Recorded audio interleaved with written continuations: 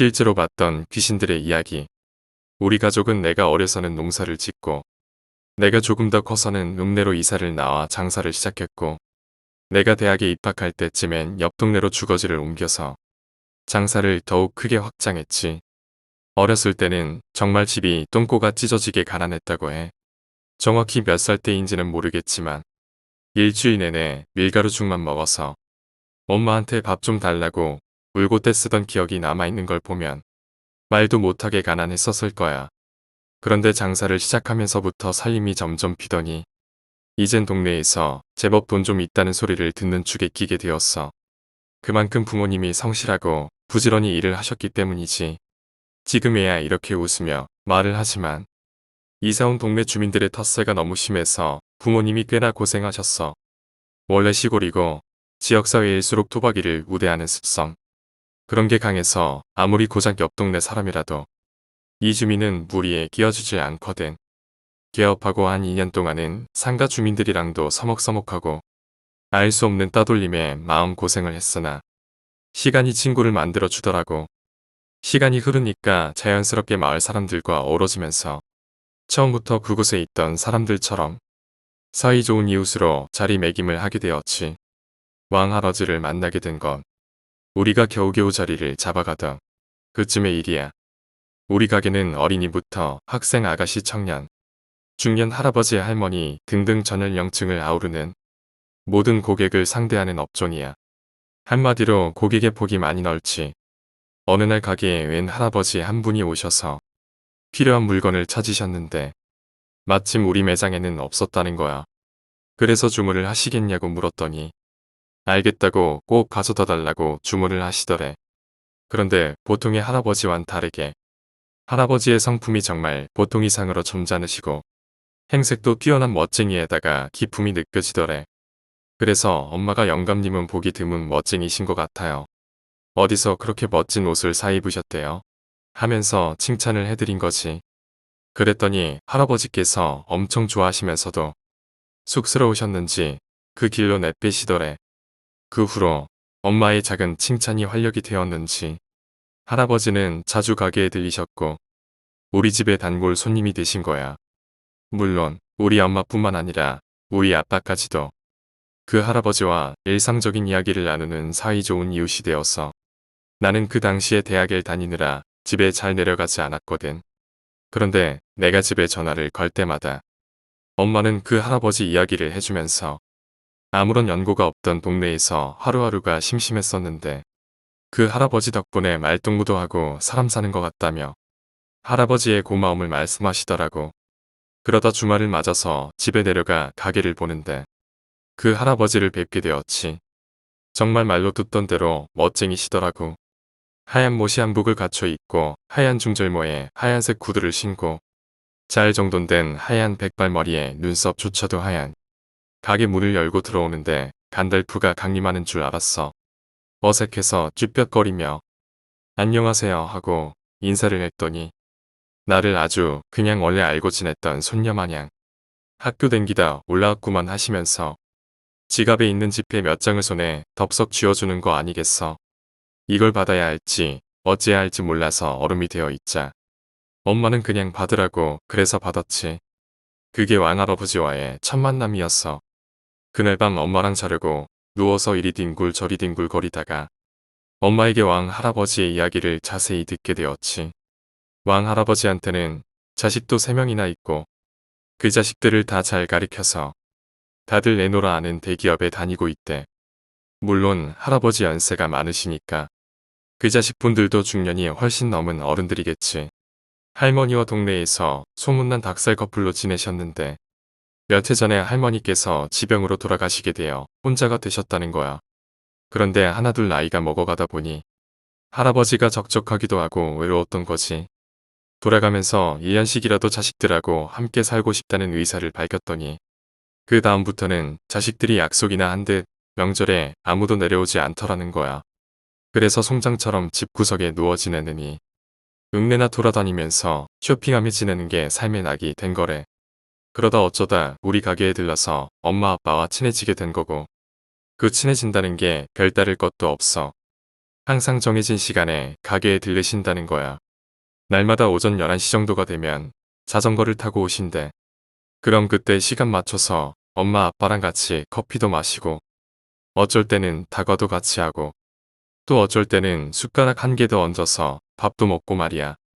시간이 점점 흘러가자 할아버지는 가게에 머물다 가는 시간이 점점 늘어갔고 더 많은 대화를 할수록 할아버지와 우리 식구들은 가까워졌지.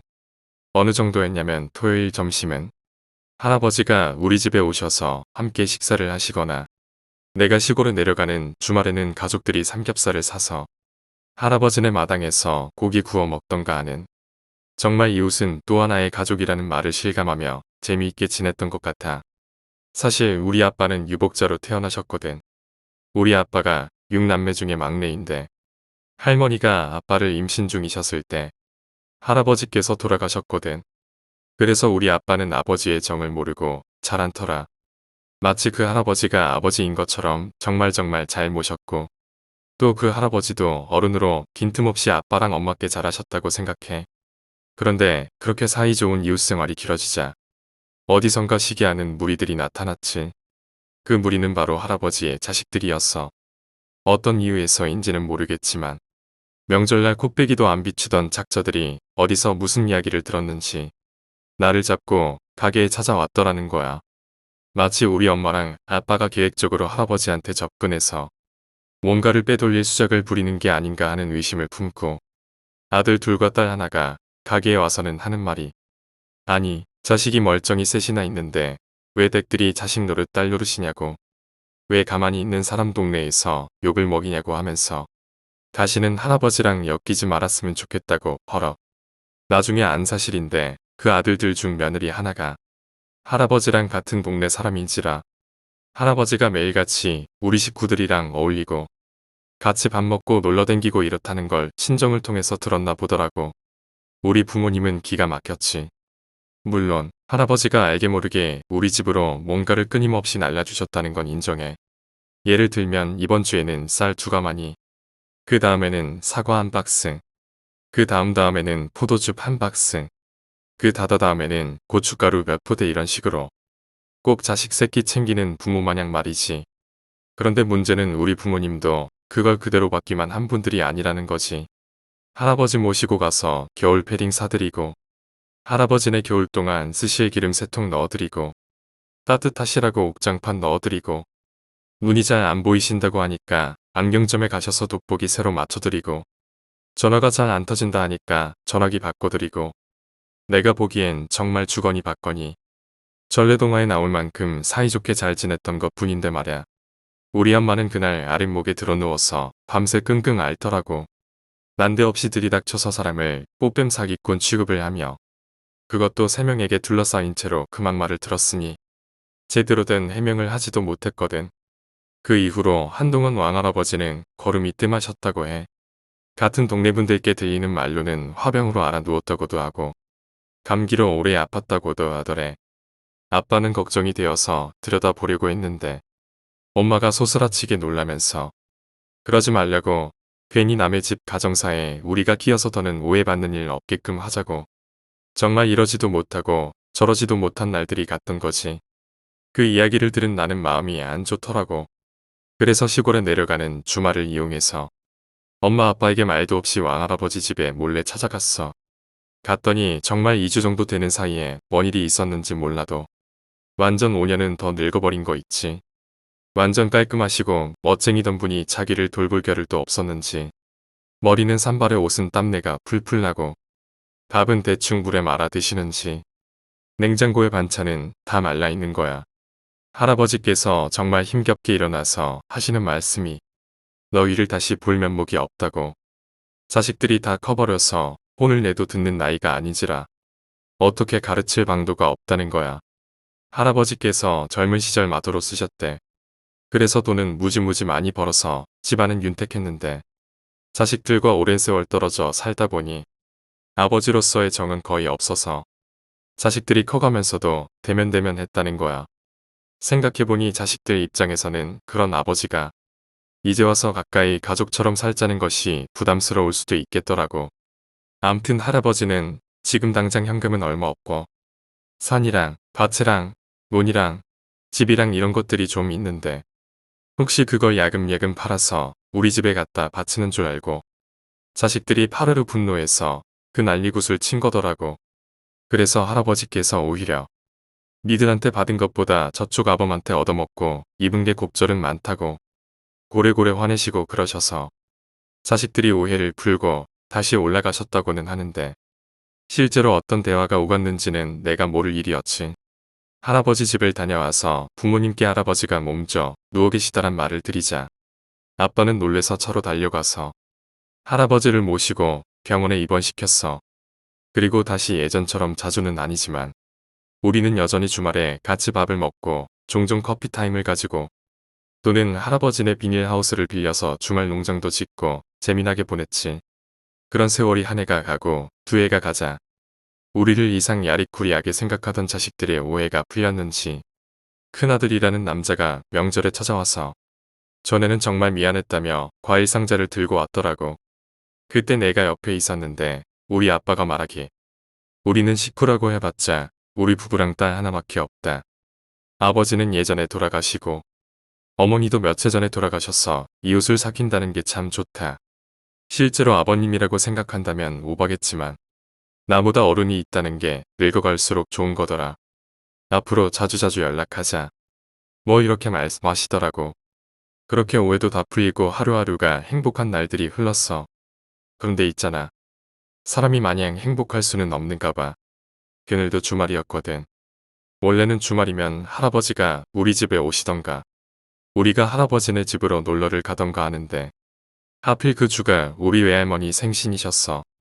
그래서 외갓집 식구들이 모두 모여 1박 2일로 놀러를 갔단 말이야. 물론 왕할아버지껜 우리 놀러 다녀오니까 오늘은 목욕 다녀오셔서 이발하시고 그냥 집에 계시라고 일러두었지. 우리 가족은 남해 어딘가 펜션을 잡아서 하루 종일 지지고 볶고 먹고 마시며 놀다 보니 곧 밤이 되었지. 엄마 아빠는 일찍 주무시고 잠이 오지 않던 나는 뒹굴뒹굴거리며 엄마 옆에서 테레비를 보고 있었어. 잠을 곤히 자던 엄마가 벌떡 강씨가 일어나듯이 말 그대로 벌떡 일어나더니 핸드폰 내놔봐 하시는 거야.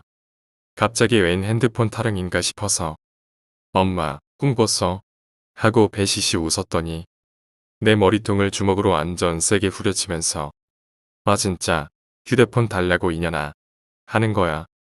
그래서 뭐지? 자다 말고 이게 뭐하는 짓인가 나는 정말 억울했지만 한 대 더 맞기 전에 얌전히 휴대폰을 찾아드렸지. 엄마는 어딘가로 막 전화를 거시더라고. 아마도 상대가 안 받는 모양. 그래도 연달아 2번, 3번, 4번 차례까지 거시더니 갑자기 어딘가로 전화를 걸어서 이장님 누군지 알아? 그 동네 이장님 번호 알면 나 좀 가르쳐줘. 나는 갑자기 싸한 느낌에 사로잡혀서 엄마 대체 왜 그래? 라고 물었어. 엄마는 손을 후들후들 떨면서 굉장히 흥분된 사람처럼 진정을 못 하시더라고. 전화번호를 받아줬더니 동네 이장이라는 분께 전화를 하는 거야. 안녕하세요. 이장님이시죠? 늦은 시간에 정말로 죄송한데요. 왕 할아버님 댁에 한 번만 가보시면 안 될까요? 제가 멀리 나와 있는데 아무래도 이상해서요. 전화도 안 받으시고요. 제발 부탁드립니다. 이러는 거야. 나는 그제서야 짐작이 되면서 가슴이 철렁 내려앉더라고. 단지 엄마가 나쁜 꿈을 꾸었을 거야. 그냥 걱정이 돼서 그랬을 거야. 안 좋은 생각을 하지 않으려고 했는데 잊고 다시 걸려온 전화에 우리는 부랴부랴 짐을 챙겨서 집으로 다시 가야만 했어. 이장님이 할아버지 댁에 찾아갔더니 집이 환하게 불이 켜져 있더란다. 마치 누군가 찾아올 것처럼. 그래서 안에 계시나 보네 싶어서 초인종을 눌렀는데 대답이 없더래. 대문을 슬쩍 열어봤더니 그냥 열리더래. 마찬가지로 현관문도 잠궈두질 않아서 그냥 열리더래. 집에 들어가 봤더니 하얀색 두루마기에 모자까지 쓴 채로 소파에 앉아 돌아가셨더래. 처음엔 할아버지가 그렇게 앉아 계신 채로 테레비를 보고 계신 건 아닌지 생각했는데 불러도 기척이 없고 흔들어도 미동이 없어서 피부를 만져봤더니 살아있는 사람이 아니었다지. 그렇게 왕할아버지는 돌아가시게 되었어. 차를 타고 집으로 돌아가는데 정말 기다렸다는 듯이 비가 퍽 붙더라고. 정신없이 부랴부랴 할아버지의 장례를 치르게 되었고 우리는 틈나는 대로 장례식장을 오가며 일손을 도왔지. 그런데 탈상을 하루 앞둔 새벽 할아버지 자식분들이랑 우리 엄마 아빠랑 술잔을 주거니 받거니 하며 할아버지와의 추억을 곱씹고 있던 중 큰아들 되는 분이 엄마에게 묻더라고. 그런데 그 시간에 아버지 돌아가신 거 어떻게 알았냐고. 모두들 엄마 이야기를 듣고 싶다는 눈치더라고. 모두가 궁금해하자 엄마가 차분히 말씀을 해주시더라. 내 짐작처럼 엄마는 꿈을 꿨대. 꿈속에서 할아버지가 평소에 아껴 입던 하얀 모시옷을 입으시더래. 그러고는 활짝 웃더란다. 그리고는 한지로 된 종이 신발을 조심조심 신으시더니 어디선가 나타난 하얀 소등에 올라타셨다는 거야. 왠지 그 모습이 불길해서 아버지, 내리세요. 내려요. 하고 흰 소등에 올라탄 할아버지를 끌어내리려고 했는데 할아버지가 괜찮어. 나는 이제 가. 너는 30년 후에나 온나. 하시고는 흰소를 채찍으로 내려쳐서 터벅터벅 안개 사이로 사라졌다는 거야. 엄마는 그대로는 보낼 수가 없어서 짙은 안개 속을 계속 달렸대. 한 치 앞도 안 보였지만 왠지 계속 달리면 할아버지를 따라잡을 수 있을 것만 같더라는 거야. 그런데 정말로 숨이 턱밑까지 차오를 만큼 달렸더니 안개 속에서 앞서가는 흰소 궁둥이며 꼬리가 보이더래. 손을 뻗어서 앞서 달리는 흰소 꼬리를 붙잡았더니 할아버지가 정말 생전 본 적 없이 성난 얼굴로 뒤돌아보며 내가 정녕 나를 따라오려고 그래. 어서 그 손 치우지 못하겠어. 하면서 채찍으로 손목을 사정없이 내리쳤다는 거야. 그 고통이 얼마나 심했는지 아파서 잠에서 깼는데 깨고 보니 보통 꿈이 아니었다는 거지. 그 이야기를 하자 옆에서 술을 드시고 계시다 동네 왕할아버지 친구분들께서 너는 그 꼬리 붙잡고 계속 달렸으면 왕할배랑 같이 저 세상 간 거요. 정 떼고 가려고 그랬는갑다라고 하시더라. 어쨌든 저쨌든 그렇게 왕할배는 우리의 곁은 떠났고 한동안 우리 부모님은 많이 슬퍼하셨어. 그리고 한두 달이 흘렀나 할아버지 집을 처분하겠다고 자식들이 이것저것 짐을 정리하다 발견했다며 우리 부모님께 통장 한 개를 내밀더라고. 보니까 할아버지가 고추 팔고 마늘 팔고 할 때마다 차곡차곡 모았는지 푼돈을 조금씩 모아서 500만 원을 모으셨더라고. 그 통장을 왜 우릴 주냐고 했더니 통장 맨 앞칸에 삐뚤빼뚤한 글씨로 땡땡어멈 신혼여행 이렇게 적혀 있는 거야. 언젠가 우리끼리 놀 때 엄마가 신세 한탄 반 농담 반으로 나는 여지껏 신혼여행도 못 가보고 살았다고 그런 말을 한 적이 있었대. 왕할아버지는 우리 엄마를 친딸로 생각했는지 그걸 기억하고 있다가 돈을 모으셨던 거였어. 자식분들이 그건 꼭 우리 엄마께 드려야겠다며 내미는 걸 엄마는 한사코 거절했어. 정말 그럴 의도가 아니었다고. 그러자 자식분들께서 이제는 본인들도 오해였다는 걸 다 안다고. 아버님 집을 정리하다 보니 땡땡 엄마 손 안 탄 곳이 없더라면서 그래서 그 통장을 엄마는 받게 되었고 정말 그날 우리 엄마는 가게 화장실에 쭈그려 앉아서 눈물 콧물이 범벅이 되도록 우셨어. 그리고 예전에 엄청난 폭우로 산사태가 나고 집안이 내려앉고 그랬잖아. 왕할아버지 무덤이 좀 비탈진 곳에 있었는데 비가 계속 오면서 무덤이 허물어졌거든. 다행히 관까지 밀려나가고 그런 건 아니라서 다행이었는데 엄마가 너무 걱정이 된다고 그래서 그 돈으로 포크레인 불러다가 주변 정리 다시 깔끔하게 하고 잔디 새로 깔고 비 섞은 걸로 떡하니 올려놓고 묘송 사다가 예쁘게 박아놨어. 동네 사람들이 뭐 그렇게까지 하냐고 뭐라고 했지만 우리 엄마는 나중에 죽어서 할아버지 만나면 칭찬 많이 받을 거라고 엄청 뿌듯해 하셨어. 오늘 이야기는 정말 무섭지도 않고 별거 아닌 이야기네. 근데 나에겐 사연이 있는 이야기인지라 말하면서 몇 번 울컥했어. 엄마랑 둘이 자려고 누울 때 왕할아버지 이야기를 자주 하거든. 엄마 생각엔 할아버지가 옷을 다 갖춰 입고 소파에 앉아 있던 게 아직도 마음에 걸린다고 하셔. 아무래도 우리가 일찍 돌아와서 집에 들릴 거라 생각하신 건 아니었나 싶다고. 그래도 꿈에서라도 그렇게 인사하고 가셔서 참 고맙다고. 오늘 이야기는 여기까지입니다. 오늘 이야기가 재미있으셨다면 구독과 좋아요, 댓글 부탁드립니다. 댓글은 저에게 큰 힘이 됩니다. 감사합니다.